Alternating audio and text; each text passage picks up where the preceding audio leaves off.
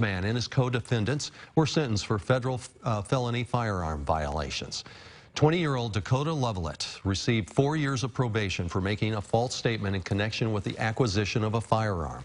He was also ordered to pay a $1,000 fine. Levelet and 23-year-old Nicholas Apple of Vincennes were indicted by a federal grand jury last year. Court documents say in 2019, Levelet wanted to buy a gun but was not of legal age, so he asked Apple. However, Apple is a convicted felon and was not able to purchase it.